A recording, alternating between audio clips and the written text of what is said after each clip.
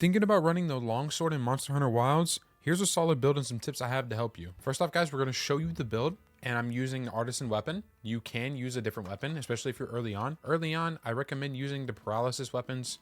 Paralysis weapons are just great. The Barina is really nice. With that being said, here's the gear. We have the Ebony helmet.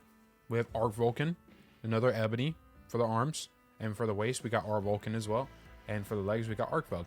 My decorations are not set to perfection. I still need to get some decorations, but with that being said, these decorations are really nice, and these are the ones I have. If you want to copy them, you can. With that being said, as you can see over here on the right, all of my equipment skills, this is everything I get from what I have equipped.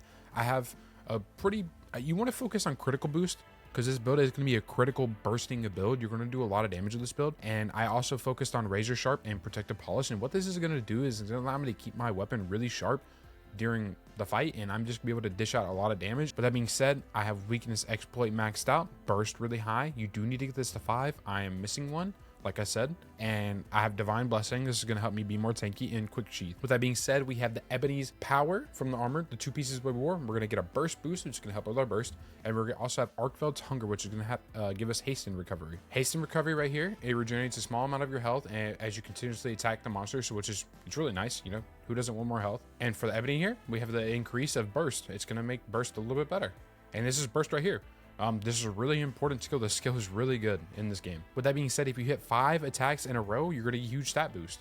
And pair this with weakness exploit, you're going to be able to have a 30% increased affinity and 20% extra on wounds when it comes to hitting weak points. And let's not talk about stacking up our crit right here. If I got this to tier 5, this would be really nice, but right now I'm at a 34% increase to my critical damage. And I also have my increase in sharpness, which is really nice. All right, with that being said, the first thing you want to do before we fight anything, with my protective polish I proc it by sharpening my sword. And we go up here, and we're just going to push triangle, and then you can hold R2 is one way to build up your affinity.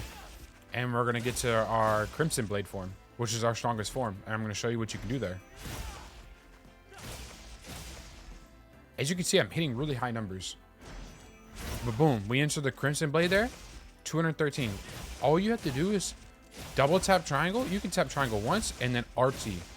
Triangle, R2. Triangle, R2. Just like that, you can hit some crazy high numbers. And as you can see here, I'm hitting 130 plus, and this build isn't even fully maxed out when it comes to this. And you can see you can spam this really fast. This is nice when you're just sitting there, you have them trapped or stunned. It's just, you're just going to stack damage.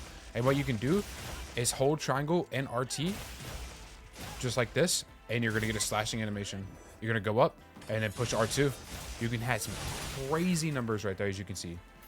This does drop your Crimson Blade, so I'd usually save it towards the end, but all you have to do is go back, hit him with another ability, go back, hit him with another ability, and you're right back to Crimson Blade, just like that. That's what makes this build so nice. It's so simple and basic.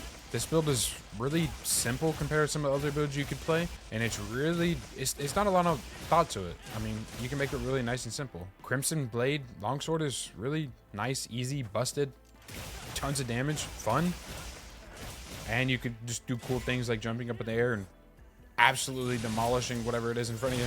But yeah, with that being said, that is my Longsword build. I hope you guys, you know, enjoy. Most builds are going to be relatively close to mine. That is pretty common. Most of the armor now is kind of sucky, so there's not a lot of variations when it comes to the armors, at least in-game armors. But with that being said, I hope this got help.